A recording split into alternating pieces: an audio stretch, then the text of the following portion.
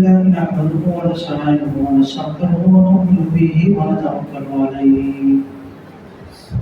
ونعوذ بالله من شرور أنفسنا من يهده الله فلا مضل له ومن يضلله فلا هادي له وأشهد أن لا إله إلا الله وحده لا شريك له وأشهد أن سيدنا وسندنا ومولانا محمدا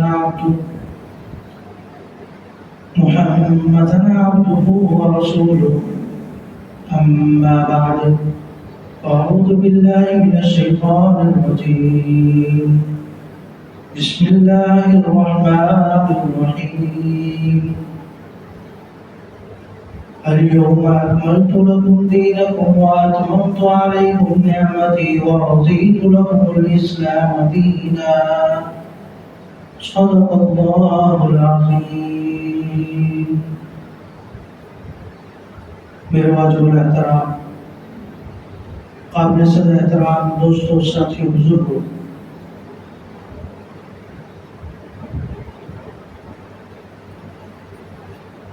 ربیع الاول کا مہینہ آج 1 تاریخ ہے.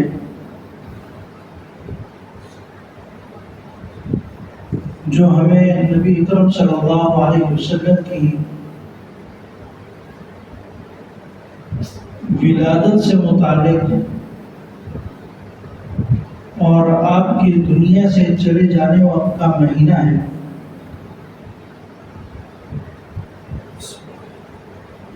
جب یہ آیت جو میں نے آپ حضرات کے سامنے تلاوت فرمائی، اس میں نبی اکرم صلی اللہ علیہ وسلم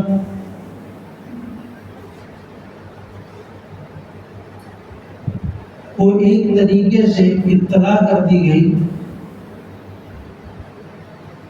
کہ اب نبوت کا کام اپنے اختتام کی طرف ہے اور اللہ رب العزت آپ سے ملاقات کے متمنی ہے.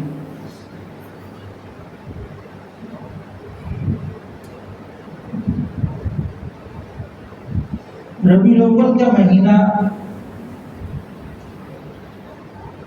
اس میں بعض لوگ بہت زیادہ خوشی کا اظہار کر دیتے ہیں اور بعض بالکل بھی نہیں کرتے ہیں.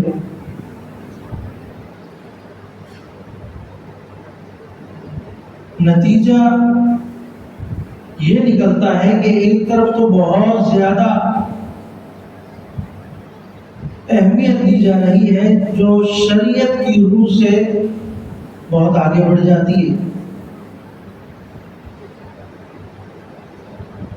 یعنی اگر ہم کسی چیز میں خوشی کا اظہار کریں تو اس کی بھی کوئی حد بندی ہے، اس کی بھی کوئی لمٹ ہے، اس کی بھی کوئی باؤنڈری ہے.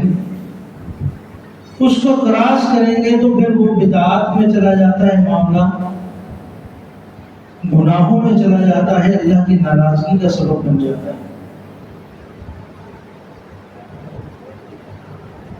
اور دوسری طرف کہ بالکل بھی کچھ نہ کیا جائے، یہ بھی غلط ہے.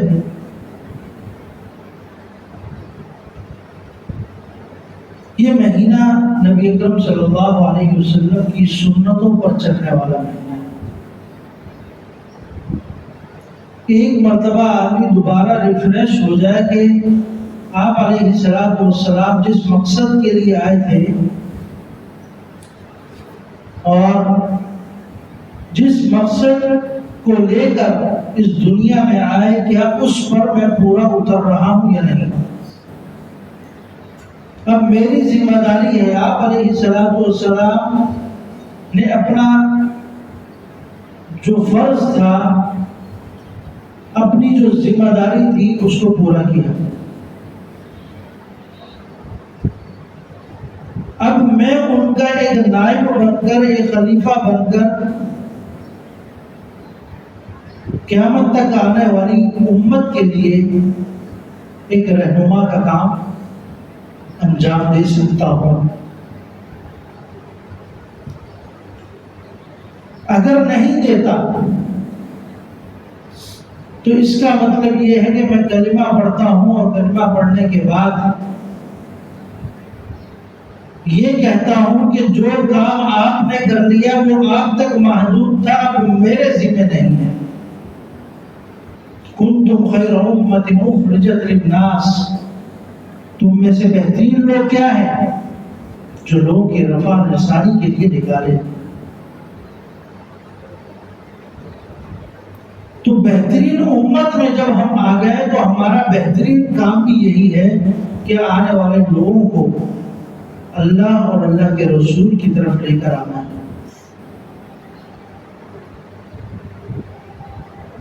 اور اس کے لیے پھر ہمارے بزرگوں نے محنت کی۔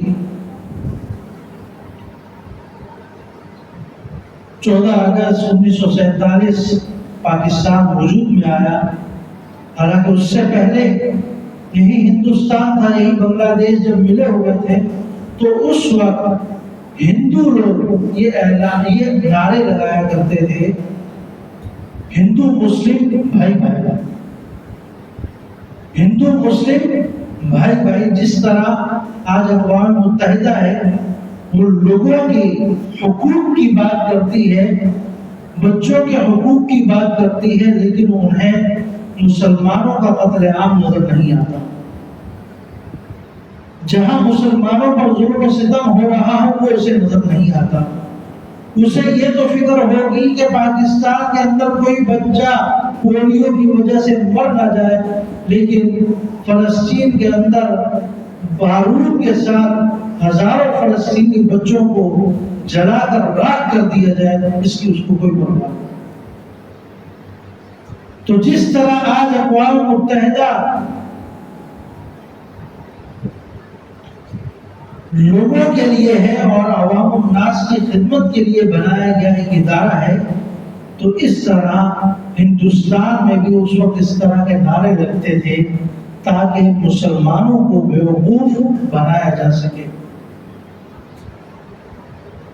ظاہری صورت میں یہ نعرے لگائے جاتے تھے کہ ہندو مسلم بھائی، تو یہاں مسلمان پھر ان کے جواب میں مسلم مسلم بھائی بھائی، المسلم اخو المسلم، مسلمان مسلمان کا بھائی، ہندو مسلمان کا بھائی۔ حدیث سے بھی یہ بات واضح ہے۔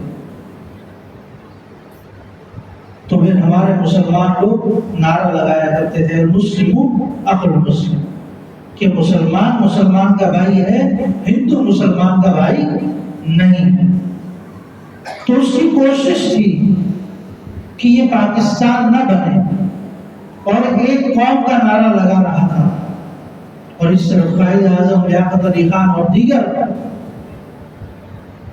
مفتی شفیع احمد عثمانی اور اشرف علی تھانوی رحمۃ اللہ علیہ، مفتی شفیع رحمۃ اللہ علیہ، ان سب کی خدمات ہیں پاکستان کے قائم کرنے میں۔ تو یہ بات یہ کیا کرتے تھے کہ کسی بھی صورت ایسا نہیں ہو سکتا کہ ہم ایک قوم بن جائیں۔ آپ کا نظریہ الگ ہے، ہمارا نظریہ الگ ہے، آپ کی عبادت الگ ہے، ہماری عبادت الگ ہے، آپ بتوں کو پوجنے والے ہیں، ہم اللہ وحدہ لا شریک کے عبادت کرنے والے ہیں۔ ہم کیسے بھائی بن سکتے ہیں؟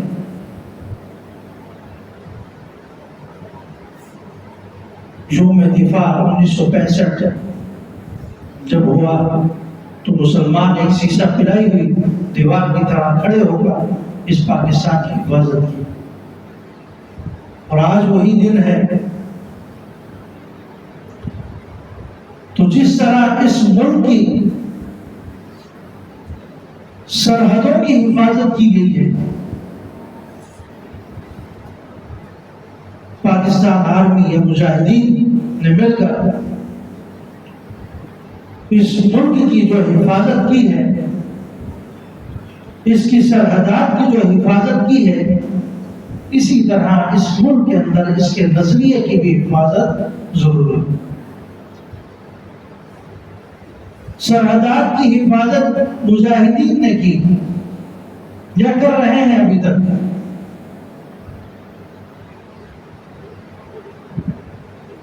اور نظریے کی حفاظت علماء کرام نے کی، اور الحمدللہ آج اسی کا نتیجہ ہے کہ کل 7 ستمبر 2024 کو مینار پاکستان کے مقام پر ایک عظیم الشان جلسے کا انعقاد کیا جا رہا ہے، جس کو گولڈن جوبلی کا نام دیا گیا،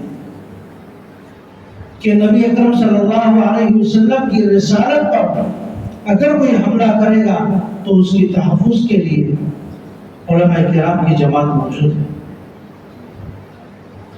اور مختلف طریقوں سے کفر اپنے کفر کو دکھاتا ہے، اور الحمدللہ ہر مقام پر علماء حق نے اپنا کردار ادا کیا، اور شکرانے کے طور پر گولڈن جوبلی کا انعقاد کیا جا رہا ہے کہ 50 سال مکمل ہو چکے۔ 7 ستمبر 1974 کو قادیانیوں کو غیر مسلم قرار دیا گیا تھا، اور اس کی خوشی میں، اس کے شکرانے کے طور پر کل مینار پاکستان پر ایک جلسے کا انعقاد کیا جا رہا ہے، جس میں ملک کے نامور علماء کرام شرکت فرمائیں۔ تو ایک اظہار ہوگا، لوگوں کو دکھانا ہوگا، کفر کو دکھانا ہوگا کہ ہم اپنے نبی اکرم صلی اللہ علیہ وسلم کی رسالت، ان کی عظمت اور ان کے دین کی حفاظت کرنے والے لوگ ابھی بھی موجود ہیں۔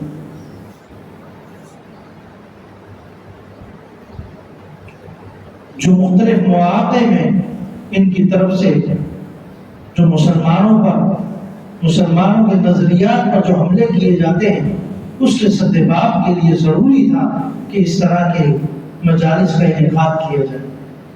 چند دن پہلے آپ کے سامنے ایک مبارک ثانی کا ایک کیس آیا تھا، جس کو الحمدللہ علماء کرام نے خود جا کر سپریم کورٹ میں اس کے حق میں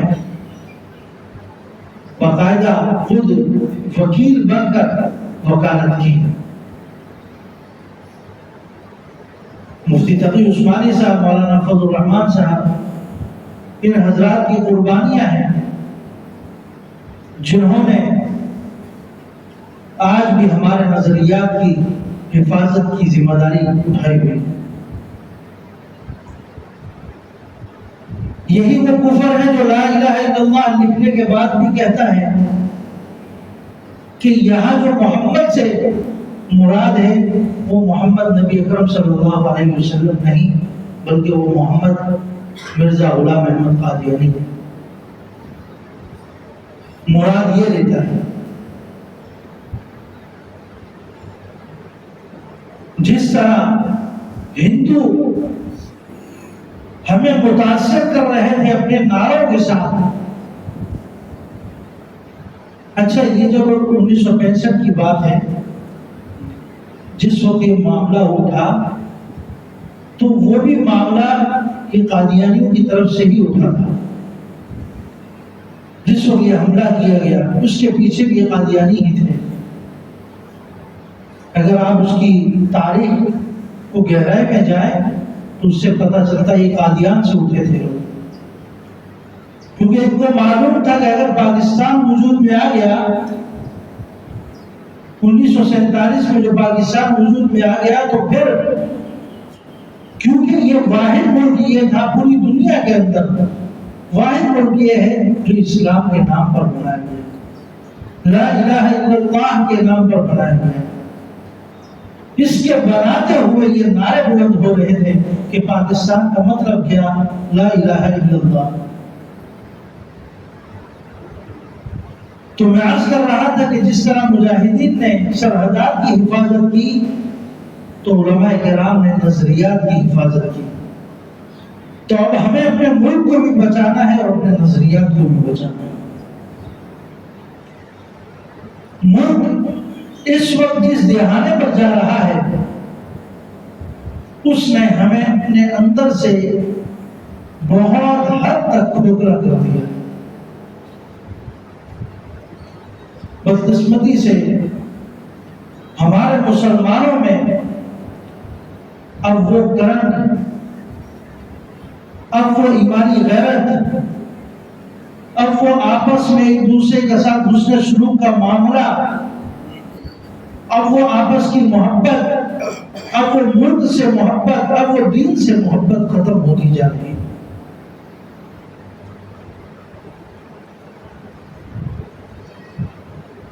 انگریزوں کے ہاں، غیروں کے ہاں ایک بات بڑی مشہور ہے، خصوصاً پاکستانیوں کے حوالے سے، افسوس کے ساتھ یہ بات کر رہا ہوں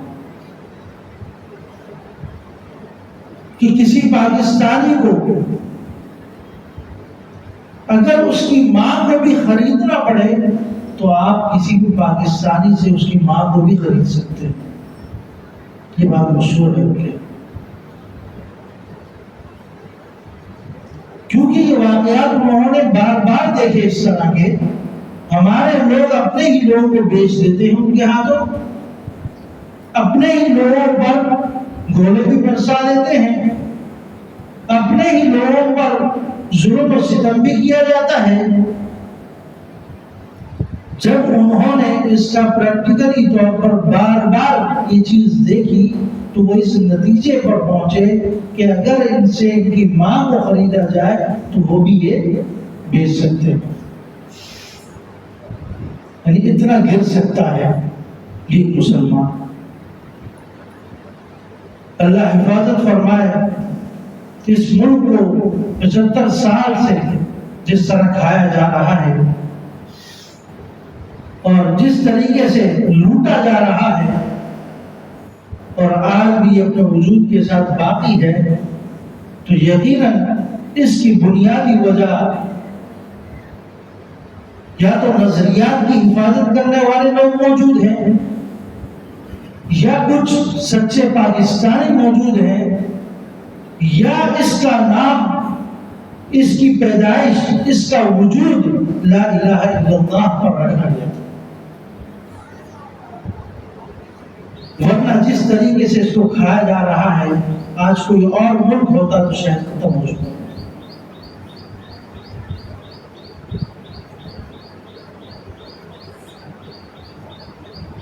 ہمارے گھروں میں آج اس چیز کو اہمیت نہیں دی جاتی کہ میرا بچہ پانچ وقتہ نماز کا پابند ہے نہیں۔ ہمارے گھر میں پابندی سے تلاوت ہو رہی ہے یا نہیں، ہمارے گھر کے اندر پابندی سے روزے رکھے جاتے ہیں یا نہیں، اگر ہم پر زکوٰۃ فرض ہے تو وہ ہم پابندی سے نکال رہے ہیں یا نہیں، اگر ہم پر حج یا عمرہ کسی فرض کے درجے تک پہنچ جاتا ہے تو ہم اس کی ادائیگی کے لیے کوشش کرتے ہیں یا نہیں، اس کی اہمیت ختم ہوتی۔ اور بدقسمتی سے گھر کا کوئی فرد اس چیز کو محسوس بھی نہیں کرتا کہ ہمارے اندر یہ کمی ہے، اور پھر وہ نتیجہ جب نکلتا ہے، وہی بچے جب بڑے ہوتے ہیں تو وہ اپنے باپ کا غسل بھی اپنے ہاتھوں سے نہیں دے پاتے، مسجد کے امام صاحب کے پاس آتے ہیں، مسجد کے مؤذن کے پاس آتے ہیں، میرے باپ کو غسل دے دو، میرا بھائی انتقال ہو گیا ہے، اس کو غسل دے دو۔ حالانکہ یہ تو آخری ایک خدمت ہے آپ کے لیے اپنے والد کی، کہ جو آپ اپنے ہاتھوں سے اس کے لیے کریں، پوری زندگی نہ کر سکے لیکن یہ آخری لمحہ، اس کے بعد تو خدمت کے سارے دروازے بند ہیں، کیا میں آخری لمحات میں اپنے والد کو غسل بھی نہ دے سکوں؟ میں اپنے والد کو قبر میں بھی نہ اتار سکوں، میں اپنے والد کا جنازہ تک نہ پڑھ سکوں، تو میرے مسلمان ہونے کا فائدہ کیا؟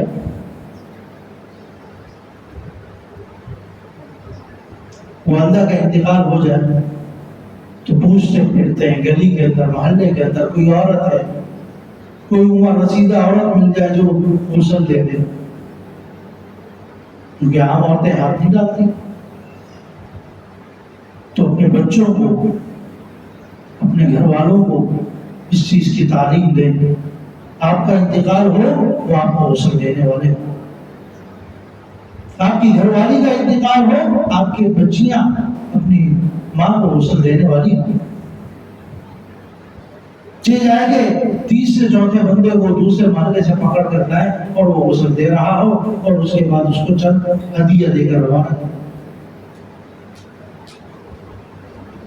یہ کچھ باتیں ہیں جس کی طرف میں نے توجہ دلائی ہے.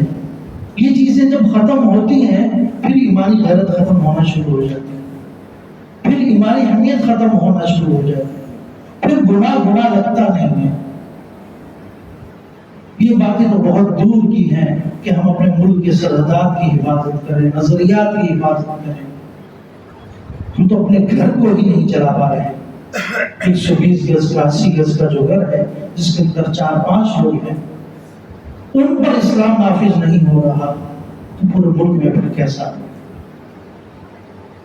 آج ہم چاہتے ہیں پاکستان میں اسلامی نظام نافذ ہو جائے. کسی سے پوچھیں وہ ہاں سر ہلا دے گا، بالکل میں چاہتا ہوں اور ہونا بھی چاہیے.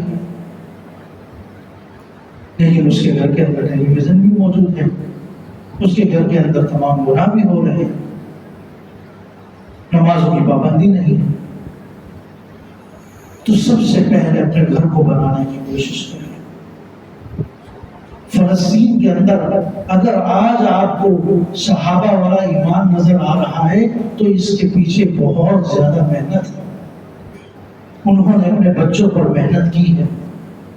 اس وجہ سے ان کا 1.5-2 سال کا بچہ بھی جو ابھی بولنے لگتا ہے وہ بھی اللہ کی صدائیں لگا رہا ہوتا ہے. کیوں؟ اس کو فطری طور پر اس کو پہلے دن سے سکھایا گیا، بتایا گیا کہ بیت المقدس کیا ہے، قرآن پاک کیا ہے، نبی اکرم صلی اللہ علیہ وسلم کی ذات کیا ہے، تم دنیا میں کس لیے آئے ہو، تمہیں کس لیے دنیا میں بھیجا گیا ہے، تمہارا مقصد کیا تھا. اس ساری چیزوں سے ان کو گزارا گیا. ورنہ 4 بچوں کی لاشیں ایک ساتھ پڑی ہو تو نعرہ تکبیر کسی کے زبان سے نہیں نکلے گا. یہ ایمان ہی ہے جو نعرہ تکبیر کی نعرہ بلند کرواتا ہے. یہ اندر کا ایمان ہے جو اس کو جاگتا ہے. اگر یہی چیز ہمارے اندر، یہی حالات ہمارے اندر ہوتے تو ہم میں سے کئی لوگ مرتد ہو چکے ہوتے، اس کو برداشت نہ کر پاتے. ہمارے تو کوئی 10,000 نہ دے رہا ہو، ہم پاگلوں کی طرح روڈ پر محلہ مچا دیتے ہیں کہ ہم تو لٹ گئے، ہم برباد ہو گئے. جن کا پورا خاندان شہید ہو گیا وہ اللہ کے حمد و ثنا کرتے ہوئے نظر آتے ہیں، فزت برب الکعبہ کے نعرے لگاتے ہوئے نظر آتے ہیں. یا اللہ ہم کامیاب ہو گئے. تو اس محنت کو اپنے گھروں میں رائج کرنے کی ضرورت ہے. اللہ تعالیٰ عمل کی توفیق عطا فرمائے. اور جس تقاضے کے ساتھ نبی اکرم صلی اللہ علیہ وسلم نے اليوم اکملت لکم دینکم واتممت علیکم نعمتی ورضیت لکم الاسلام دینا، دین کو مکمل کیا، اس مکمل دین کو لے کر ہمیں پوری دنیا میں بھی جانا ہے اور سب سے پہلے اپنے گھر کو اس دین پر مکمل طور پر اتارنا ہے. اللہ تعالیٰ عمل کی توفیق عطا فرمائے. وما علینا الا البلاغ.